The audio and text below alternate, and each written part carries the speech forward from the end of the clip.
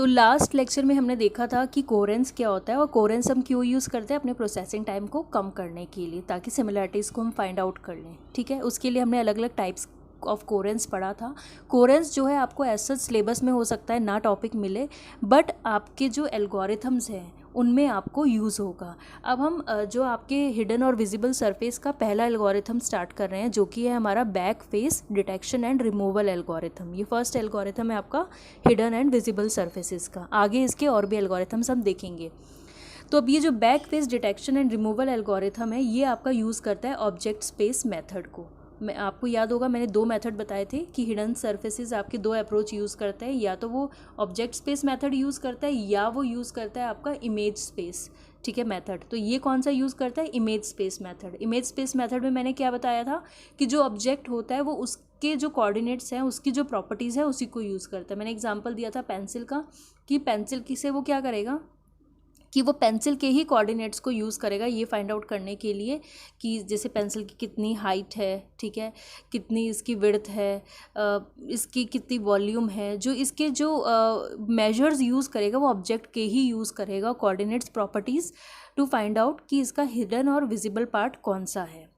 Then ये आपका back face detection algorithm कब एप्लीकेबल होगा? ये तब एप्लीकेबल होगा जब आपके दो ऑब्जेक्ट्स नॉन ओवरलैपिंग होंगे, सेपरेट होंगे। अगर आपको याद हो, ये मैंने ऑब्जेक्ट कोहेरेंस में बताया था कि दो ऑब्जेक्ट जब सेपरेट होंगे तभी हम इस बैक फेस डिटेक्शन एल्गोरिथम को अप्लाई कर सकते हैं। सेपरेट का मतलब क्या है कि एक ऑब्जेक्ट सपोज ये पड़ा है, एक ऑब्जेक्ट ये है, कि दो ऑब्जेक्ट डिफरेंस है, आपस में एक दूसरे के ऊपर ओवरलैप नहीं कर रहे हैं, नॉन ओवरलैपिंग होंगे, तभी ये आपका एप्लीकेबल होगा।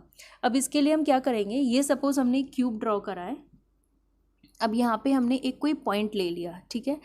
अब ये जो पॉइंट हमने लिया उसके कोऑर्डिनेट्स हैं कुछ भी XYZ, और ये एक हमारा कैमरा है, ठीक है, जिसकी स्क्रीन को हम कहते हैं उसका प्रोजेक्शन प्लेन पे हमें जो भी इमेज दिखती है।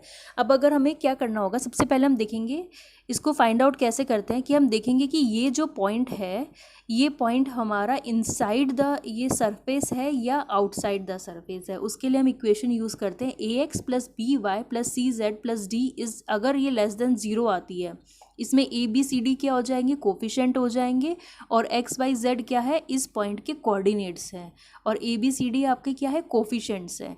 तो अगर ये वैल्यू इस इक्वेशन में हम वैल्यू पुट करेंगे, अगर ये लेस देन 0 आती है, इसका मतलब जो हमारा पॉइंट है, जिस इस पॉइंट की हम बात कर रहे हैं, ये पॉइंट हमारा इनसाइड द सरफेस है। अगर सपोज मैं ये पॉइंट ले लूँ, ठीक है, और इस पॉइंट को इस इक्वेशन में करूँगी तो इसकी वैल्यू ग्रेटर देन 0 आएगी। इसका मतलब ये सरफेस के आउटसाइड है, इनसाइड द सरफेस नहीं है। तो इससे हमें पता चल जाएगा कि हमारा पॉइंट इनसाइड है या आउटसाइड है। देन दूसरी चीज़ आती है कि जो ये आपका कैमरा होता है, प्रोजेक्शन प्लेन होता है, इससे ये एक वेक्टर निकल रहा है V वेक्टर, जिसे हम कह रहे हैं व्यू वेक्टर, ठीक है। और ये जो आपका पॉइंट है, ये जो XYZ है, उसको सब उससे एक वेक्टर निकल रहा है N, जिसे हम कह रहे हैं नॉर्मल वेक्टर। अगर इन दोनों वेक्टर की जो डायरेक्शन है, जैसे इसकी डायरेक्शन आपकी इस साइड जा रहा है और ये जो नॉर्मल वेक्टर है इसकी भी डायरेक्शन आपकी इस साइड है, अगर दोनों की डायरेक्शन सेम होगी तो इसका मतलब ये जो आपका पॉइंट होगा वो आपका बैक में आ रहा है, ठीक है, बैक फेस पे आ रहा है आपका। तो हम कैसे फाइंड आउट करेंगे, ये जो व्यू वेक्टर है उसकी डायरेक्शन, और ये जो नॉर्मल वेक्टर है आपका, जो पॉइंट है उसका जो नॉर्मल वेक्टर है उसकी डायरेक्शन, अगर दोनों की डायरेक्शन आपकी सेम है तो आपका जो ये पॉइंट है वो बैक फेस पे है। देन दूसरा, ये अलग अलग अप्रोचेज़ है कि हम कैसे फाइंड आउट करते हैं कि ये बैक में आ रहा है या आपका विजिबल फेस में आ रहा है।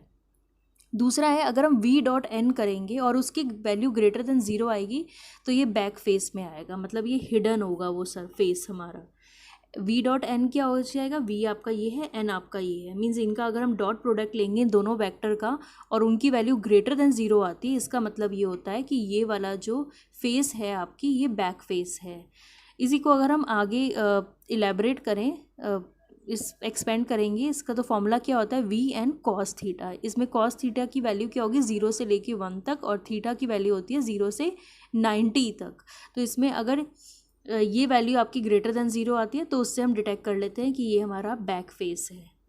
देन लास्ट जो आपकी थर्ड अप्रोच है, थर्ड अप्रोच क्या करती है, ये जो आपका N है, ठीक है, N वेक्टर जो मैंने कहा है, ये और ये जो v वेक्टर है इसको हमने प्रोजेक्शन कोऑर्डिनेट में लिख लिया है।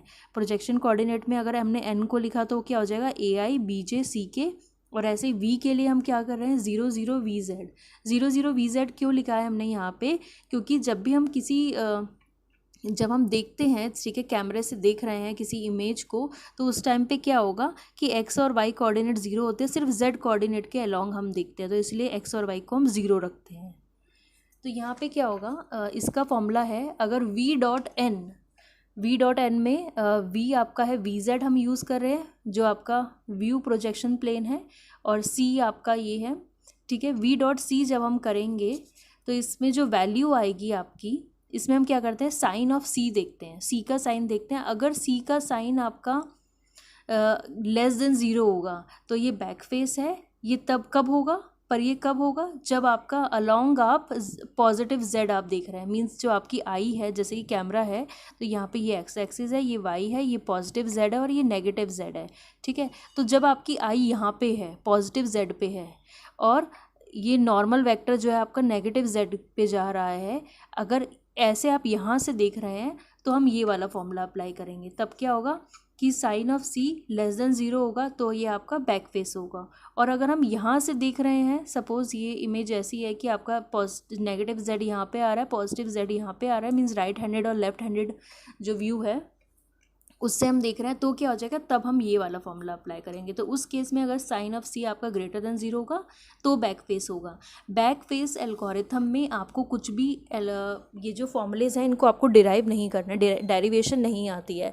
बस इसमें क्या होता है, ये 3 अप्रोच हैं जिनसे हम फाइंड आउट करते हैं कि ये जो फेस है, हमारा जो सरफेस है, वो हमारा बैक में है, हिडन है, या वो विजिबल है। उसको बैक फेस को डिटेक्ट करने का ये तरीका है। इसमें 3 अप्रोचेज हमने यूज़ करी है, एक पॉइंट को लेकर करा है, एक नॉर्मल वेक्टर को लेकर करा है, और तीसरा हमने प्रोजेक्शन कोऑर्डिनेट को लेकर। ये 3 बस फॉर्मूले आपको याद करने हैं कि कैसे हम फाइंड आउट करेंगे कि ये बैक फेस है या ये फ्रंट फेस है। तो बस ये बैक फेस को डिटेक्ट करता है। और इसकी एक ड्रॉबैक है। ड्रॉबैक क्या है कि ये जो पार्शली हिडन सर्फेसेस है उसके लिए ये एल्गोरिथम ज़्यादा अच्छा परफॉर्म नहीं करता है। तो ये किसकी इंपॉर्टेंट ड्रॉबैक है, और फिर इस ड्रॉबैक को हम कैसे दूर करते हैं वो हम एक अलग एल्गोरिथम में पढ़ेंगे। Thank you.